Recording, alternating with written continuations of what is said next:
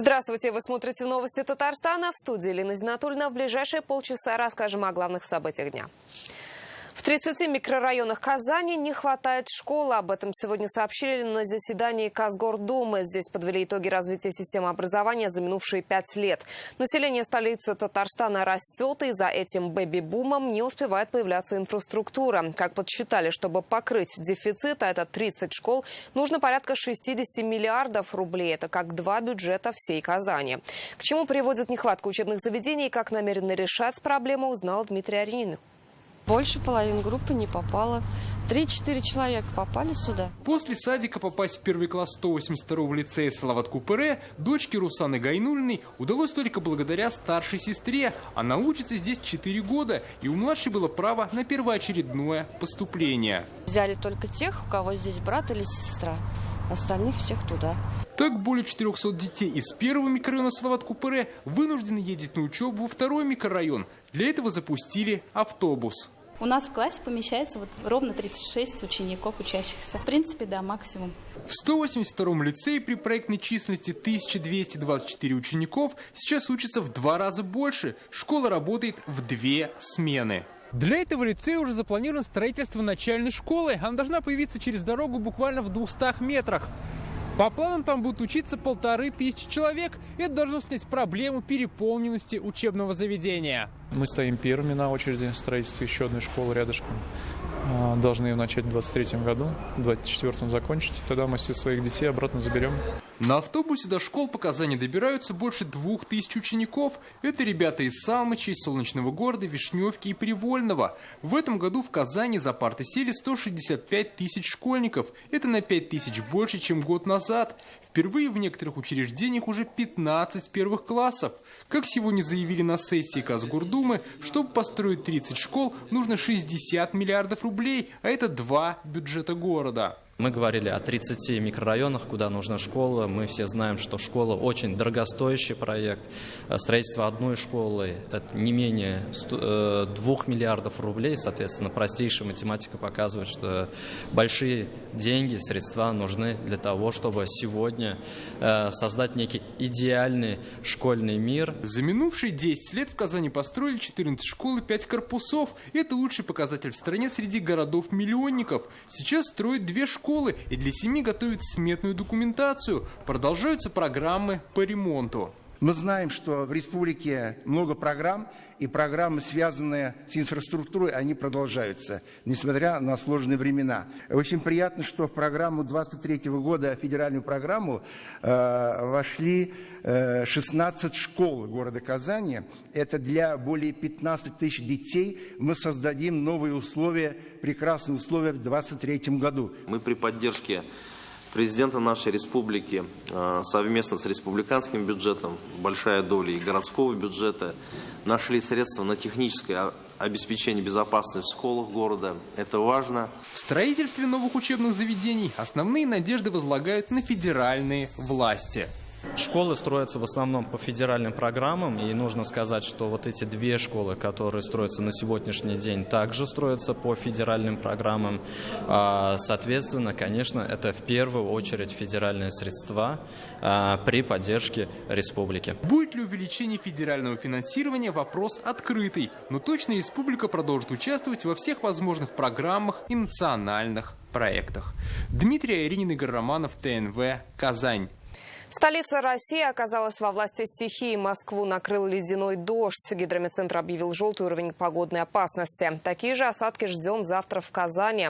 Дороги и пешеходные зоны могут превратиться в ледяное полотно. Синоптики Татарстана предупредили, ледяные дожди могут привести к обледенению электропроводов и деревьев, сильная гололедица на дорогах, к дорожно-транспортным происшествиям. Мы обратились в Гидрометцентр и МЧС республики. И вот какой прогноз дают синоптики и какие правила безопасности нужно соблюдать. Погода будет разнообразная по республике. Значит, начнется со снега, мокрого снега, и постепенно во многих районах перейдет в ледяной дождь. Вот. Также ожидаются гололедные явления. Там, где будет отмечаться снег, мокрый снег, еще и метели. И в основном в восточных районах в течение суток также ожидаются еще и туманы. Такая погода будет сохраняться в республике еще одни сутки. То есть мы прогнозируем такие сложные условия погодные, на среду и на четверг. Гражданам не следует забывать о личной безопасности. И в этот период без нужды не выходить на улицу, выбирать нескользящую обувь с подошвой на микропористой основе, обходить опасные места или передвигаться по гололеду маленькими приставными скользящими шагами. На зимнее содержание дорог в Татарстане выделено 5 миллиардов рублей. Будут работать 1148 единиц спецтехники. Закуплено почти 500 тысяч тонн песко-соляной смеси. Подготовлено 67 теплых стоянок. За состояние федеральных трасс в этом году будут отвечать 7 подрядных организаций, за региональные 8. Так, по итогам 2021 года, по словам министра Фарита Ханифова, проблемы по очистке снега были только на участке трассы М5. Там даже приходилось останавливать движение. С какими проблемами столкнулись дорожники в этом году, узнала Алия Харудинова. Вовремя убрать снег, очистить, вывести и растопить. В таком режиме сотрудники Горводзеленхоза работают всю последнюю неделю. За ними дороги Вахитовского и Приволжского районов Казани. В этом году обновили парк и решили кадровый вопрос. Дорожники освободились, которые занимаются строительством дорог. Они зимой строительством дорог не занимаются, асфальт не укладывают. Водители и рабочие, ручники, скажем, дворники переходят к нам. У нас штат достаточно заполнился в этом году. А вот эту технику можно сравнить с комбайном. Он сам собирает снег и в то же время сбрасывает его на обочину. Эта техника за час в среднем может убрать территорию в 5 километров, но в труднодоступных местах работать она не может, поэтому там уже требуется труд дворников. 217 километров казанских дорог, более 1000 федеральных и почти 14 тысяч региональных трасс. Для их очистки заготовили 1500 единиц спецтехники, 500 тысяч тонн песко-соляной смеси. На зимнее содержание дорог из республиканского бюджета ушло 5 миллиардов рублей. С учетом того, что в этом году были и инфляционные моменты, программы были сверстаны в сумме более 5 миллиардов рублей на содержание. Этих денег у нас хватило, и мы запаслись всеми необходимыми ингредиентами, материалами. За федеральные трассы отвечают 7 подрядных организаций, за региональные 8. В прошлом году, по словам министра Фарита Ханифова, проблемы были только с очисткой трассы М5. В прошлом году на федеральных дорогах и региональных дорогах, когда шли обильные снегопады, конечно, мы наблюдали некую такую нервозность, что ли, когда просто физически не хватало технических и людских ресурсов. Мы с опозданием, может быть, на сутки, может быть, на 2, все-таки эти вопросы решали, но остановка дорожного движения наблюдалась только в зоне работы М5.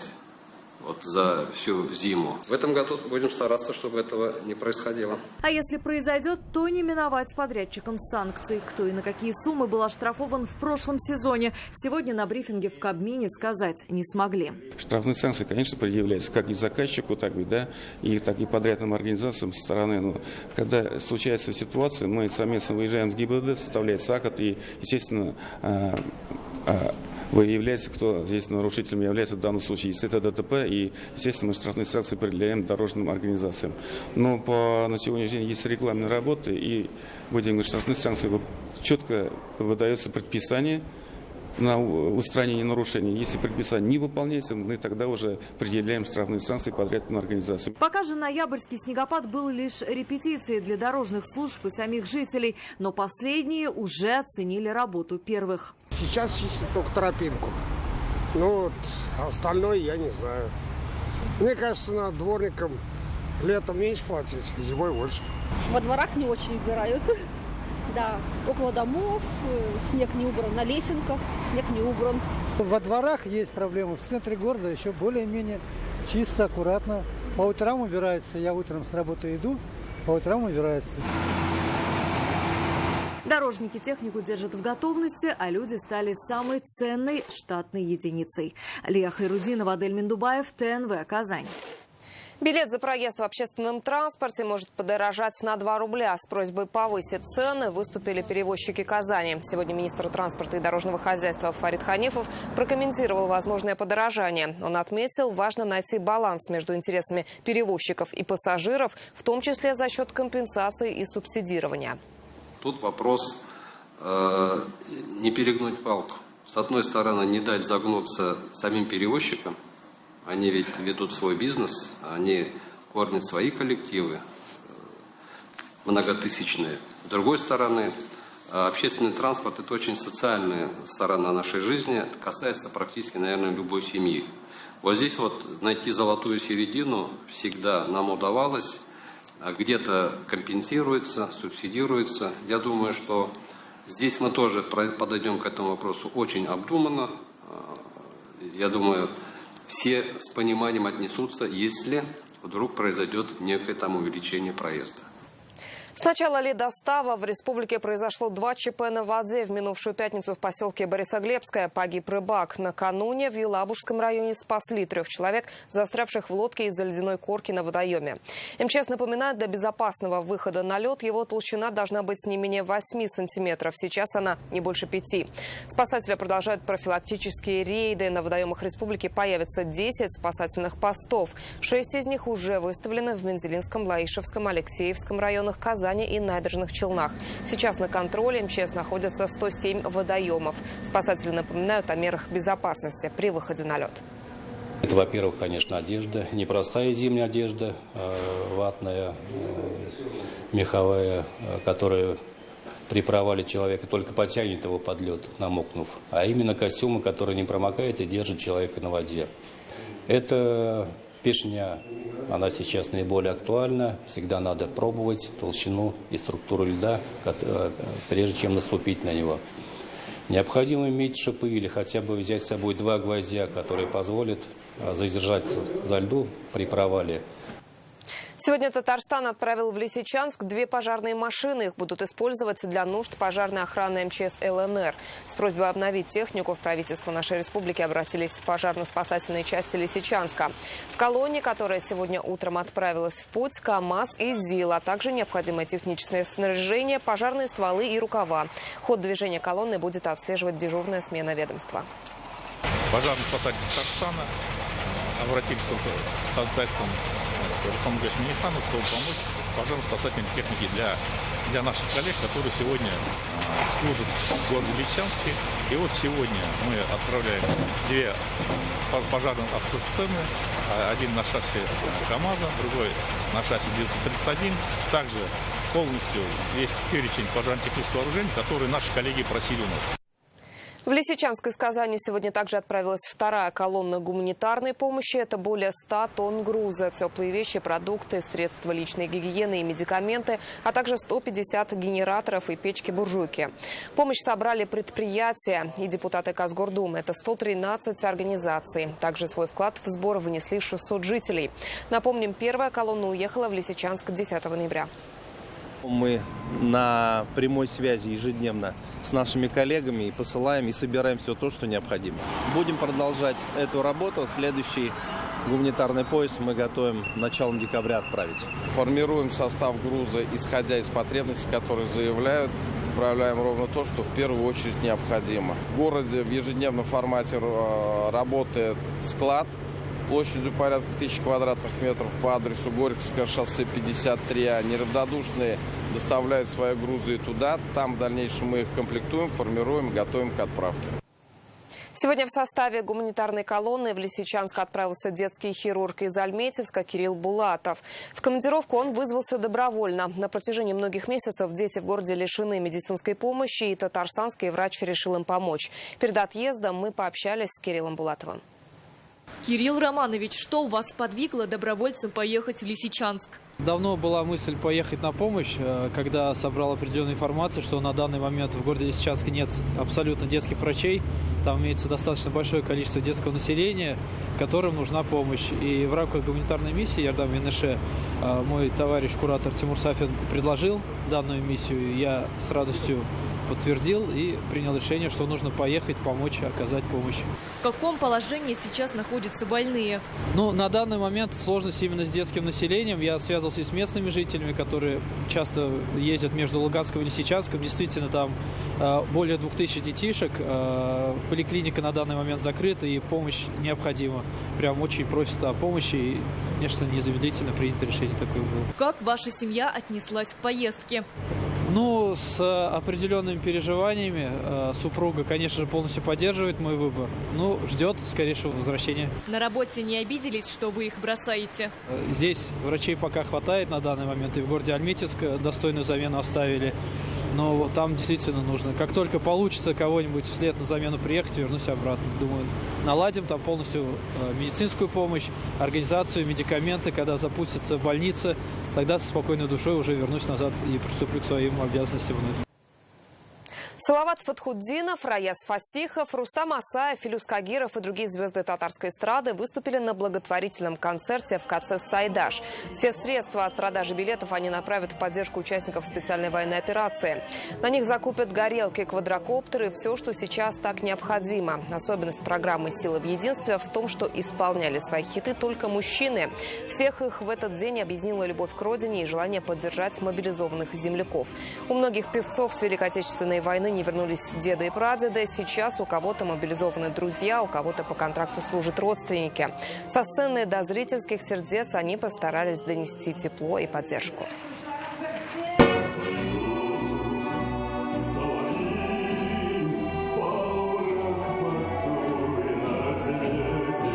Хоть где-то, в чем-то мы же должны помочь.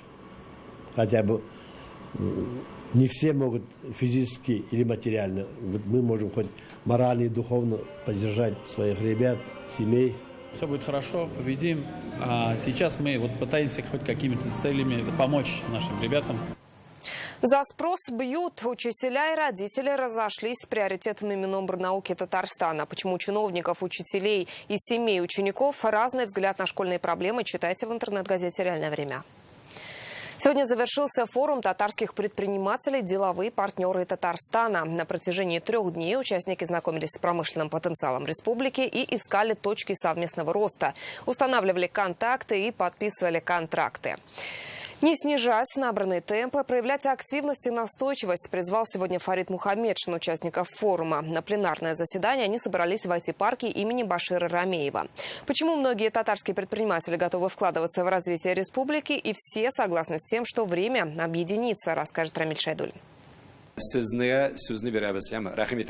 О том, что такое единство, они знают не понаслышке. Столетиями предприниматели-татары сотрудничают и развиваются сообща. Вот уже в 15-й раз они собираются в Казани под эгидой Всемирного конгресса татар. Сегодня в IT-парке имени Башира Рамеева. Здесь проходит пленарная часть форума. Поздравляю вас с тем, что мы в свое время нашли такую форму работы, как Всемирный конгресс татар. Гостей форума от имени руководства республики приветствует Фарид Мухаммедшин. Он отмечает, Татарстан – наша общая родина, и здесь рады каждому. С рынка уходят предприниматели, бизнесмены из дальнего зарубежья, из стран европейских. И я думаю, эту нишу заполнят вот такие предприимчивые люди. Не безразличные люди. Еще никогда участники форума не собирались в этом самом технологически направленном месте Казани. И в этом, наверное, тоже есть свой особый смысл. Ведь современный предприниматель-татарин – это не просто, например, дилер. Многие из них производят сложную технологичную продукцию. Данис Хафизов представляет компанию из Муслюмовского района. С помощью лазеров, плазмы и на сложных станках они производят сельхозтехнику. С этого года только из отечественных комплектующих. У нас в России есть комплектующие, просто нужно найти качественные комплектующие и освоить технологию производства. Только в этом. И каждый узел мы у себя испытываем, прежде чем выпускать на рынок. Найти партнеров здесь намного проще, чем на рынке. В зале более 300 предпринимателей из 48 8 регионов России и 13 стран зарубежья. Всех их объединяет язык, культура, история. Мы, дальневосточные татары, немного другие, якин без татарлар. Мы не едим столько пичмаков и беляшей, сколько едят в Татарстане, якин без татарлар. Многие считают, именно сейчас время объединяться. То, что сейчас происходит в целом внутри, и внутренние, и внешние факторы, то, находясь в одном общем информационном поводе, всегда себя чувствуешь несколько комфортно. Сейчас не время лениться, сейчас время вот как раз садиться на поезд, потому что вот этот поезд успеха, он скоро поедет. Все, кто сейчас успеют, они и до успеха доедут. Как отметил Фарид Мухаммедшин, каждому партнеру республики Татарстан окажет всяческую поддержку. Рамиль Шайдуллин, Сан Заитова, ТНВ, Казань.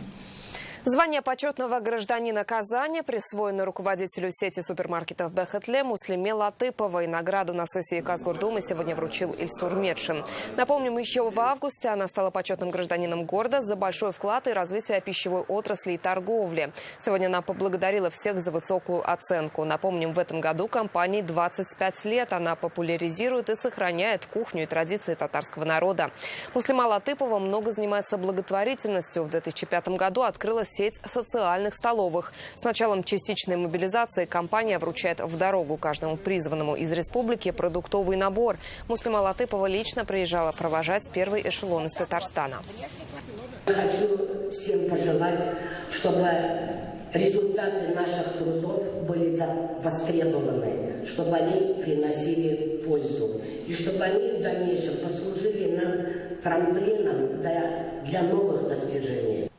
Муниципальные и государственные награды сегодня вручили активным и успешным казанцам. В преддверии Дня матери доброй традицией стало награждение женщин за заслуги в воспитании детей и укреплении семейных традиций.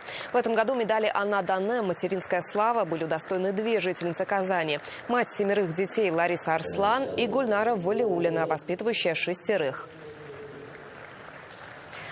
Подделка дипломов, трудоустройство родственников, работа частной школы без лицензии. Эти и другие нарушения были выявлены комиссией при министре образования и науки республики по противодействию коррупции. Итоги мониторинга озвучили сегодня на заседании коллегии. По итогам проверок педагоги привлечены к дисциплинарной ответственности. Некоторые работники уволены. Вероника Ганудинова продолжит.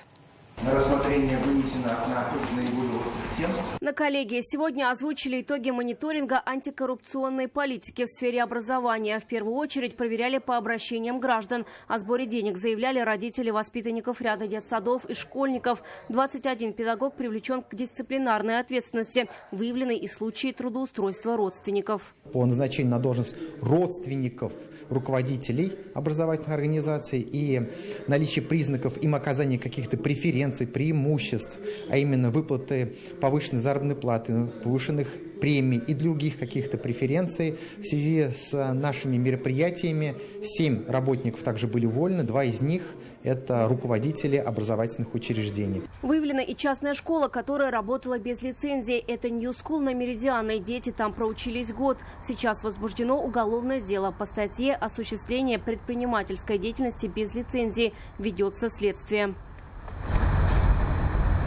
Еще одно серьезное нарушение – подделка дипломов. Чаще всего их покупают на специальных сайтах. Департамент надзора и контроля в сфере образования совместно с МВД выявили 296 таких ресурсов. Информация направлена в Генпрокуратуру для блокировки. В рамках нашей проверки было установлено, что в рамках работы 3 ресурсов по продаже таких поддельных дипломов было реализовано более 70 тысяч поддельных документов об образовании на общую сумму 7 миллионов рублей. Мы должны знать, где, в каком положении мы находимся, с кем мы работаем, с какими кадрами, с какими руководителями, потому что в наши ряды не должны быть очернены теми людьми, которые способны на какие-то коррупционные нарушения. На заседании присутствовал и заместитель руководителя Рособорнадзора. Он отметил системный подход Татарстана в антикоррупционной работе. Видно были и системная проработка вопроса, связанная с антикоррупционной деятельностью, системный подход к борьбе, к профилактике, к повышению квалификации и, самое главное, подход, который заключается в том, чтобы не скрывать те недостатки, те факты, которые существуют, делать их публичными. На самом деле это очень серьезно влияет и, что называется, перезагружает. В первую очередь важна профилактика коррупционных правонарушений, отмечают на заседании. В этом году был организован прием заявлений в школы и детсады. Через порталы государственных и муниципальных услуг обработано больше 50 тысяч заявлений. Вероника Гайнудинова, Данил Филатов, ТНВ, Казань. Сегодня в Казани стартовал один из самых престижных турниров по волейболу на Кубок министра внутренних дел по Республике Татарстан. Он посвящен памяти генерала-лейтенанта Салиха Епеева и давно приобрел статус всероссийского. Проходит под эгидой «Динамо» и поддерживает ветеранский спорт, укрепляет дружеские связи между полицейскими российских регионов. В этом году за чемпионский титул поборются 12 команд из Башкортостана, Марий Эл, Самары, Кирова, Калуги и других. Как волейбол объединяет, Иван Сарафанов. Чак-чак для команд, тюбетейки для капитанов. Участников соревнований приветствуют в лучших традициях Татарстана. Среди спортсменов Андрей Егорчев, бронзовый призер Олимпийских игр 2004 года. Я участвую первый год, то есть у меня возраст только сейчас подошел. Я закончил профессиональный спорт, как уже лет 7 назад. А ветеранский — это просто для поддержания себя в форме и для души уже. Сегодня в спортивном комплексе «Динамо» собрались 12 волейбольных команд из Удмуртии, Башкортостана, Ульяновска и Перми. А Татарстана на турнире 2 дружины – из Казани и Набережных Челнов. Все участники – динамовцы. Для меня это турнир 17-й. 17 лет мы приезжаем сюда, мы начали с первого турнира, будем стараться. Но, как у нас говорят, мячик круглый, поле практически квадратное. Игра покажет. Турнир по волейболу среди ветеранов посвящен памяти генерал-лейтенанта милиции Салиха Епеева. Он четверть века возглавлял МВД ТССР и спортивное общество «Динамо». Идея турнира принадлежит Азгату Сафарову. В 2007-м он, как министр внутренних дел, организовал первые соревнования. Сегодня лично приветствовал участников. Я искренне вам желаю, чтобы верой в победу вы сегодня красивый волейбол показали всем нам. И, конечно, Соревнования продлятся 4 дня. Все спортсмены – ветераны правоохранительной системы. Для них возможность почувствовать себя в строю под крылом динамично развивающегося «Динамо», который в следующем году отметит свое столетие. Очень здорово, что этот турнир такой традиционный, собираются наши коллеги из различных регионов нашей страны. Это все проходит под эгидой нашего физкультурно-спортивного общества «Динамо». В обновленном уже центре «Динамо». В Казани и так со спортом все в порядке, но ветеранское движение «Динамо» поддерживает, мне кажется, как ни в каком городе. Организовано все на таком уровне, что я думаю, что и Суперлига могла позавидовать. Лучшая команда турнира будет определена в финальной игре, которая состоится в спортивном комплексе «Динамо» 25 ноября. Иван Сарафанов, Рамзиль Гарипов, ТНВ, Казань. Еще больше информации в нашей группе ВКонтакте и Телеграм-канале. Также наши выпуски доступны на платформе Рутюб. До встречи.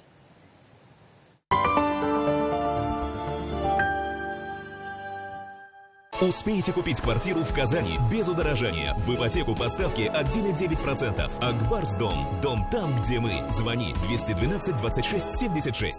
Сезон норковых шуб открыт. В Мехамании норковые шубы с капюшоном всего 65 тысяч рублей. Мехамания. ТРК Паркхаус. Внедорожники премиум-класса Exit в Канавто. Exit VX от 4 миллионов 169 тысяч 900 рублей. 7 лет гарантии. Подробности в Exit Центр Канавто. 555 5555. Exit. Born for more. Карта забота платежной системы МИР от Акбарсбанка для пенсионных и социальных выплат. Переведите пенсию на карту забота, добавим 3000 рублей к первому зачислению. Оформите на akbars.ru. Именно строители имеют прекрасную возможность оставить свой след на долгие годы вперед. Ведь дома, которые строятся ими, будут жить еще не одно поколение людей. Откройте вклад в Акбарсбанке и получите шанс выиграть сертификат на 100 тысяч рублей на покупку бытовой техники или 3000 рублей на продукты. Подробнее на akbars.ru. В Белке черная пятница. Скидки и подарки. Торопитесь за покупками. Белка, Татарстан 7.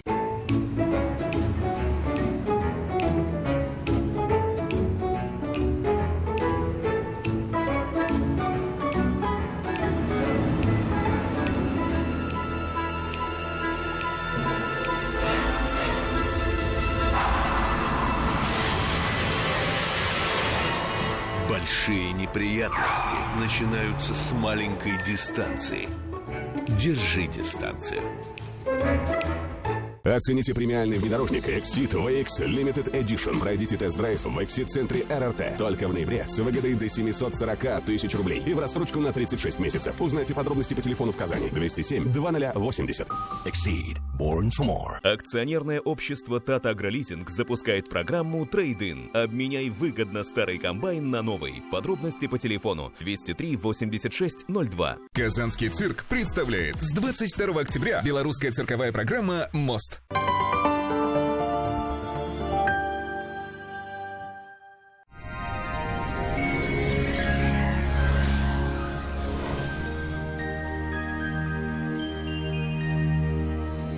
Здравствуйте, в студии Гульшат Гельмуллина. В предстоящие сутки ожидается значительное ухудшение погодных условий.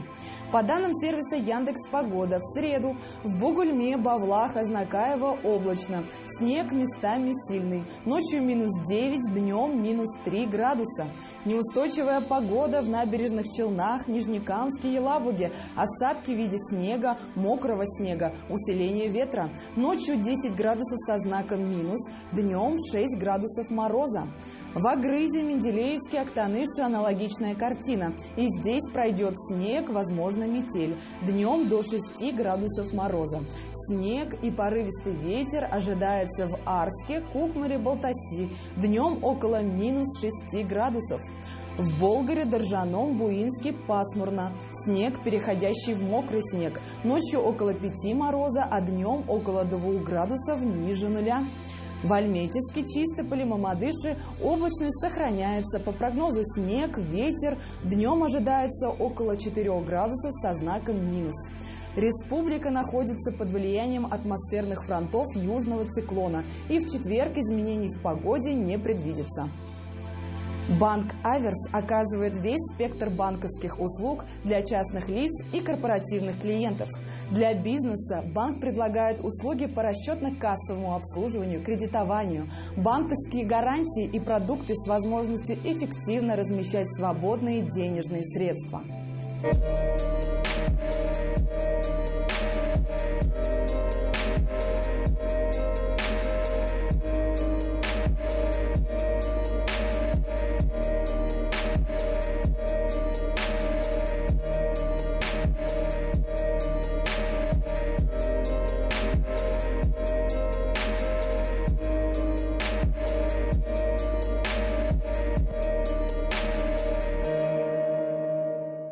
Квартиры с чистовой отделкой для тех, кто выбирает жизнь в новом формате. Жилой комплекс «Город-парк. Новые Горки». 2-677-677. Квартиры в жилом комплексе «Город-парк. Новые Горки» в сданных и строящихся кирпичных домах с чистовой дизайнерской отделкой рядом с Горкинско-Аметьевским парком и метро «Горки». Подробности по телефону 2-677-677. Строительная компания «Грань». В Казани облачная погода, снег, мокрый снег, местами метель. Ночью около 6 градусов мороза, днем около 4. Ветер восточный, порывистый. Атмосферное давление 757 миллиметров ртутного столба. Влажность воздуха 96%. Магнитное поле в норме, но погодные условия могут стать причиной недомогания. Берегите себя, до скорых встреч!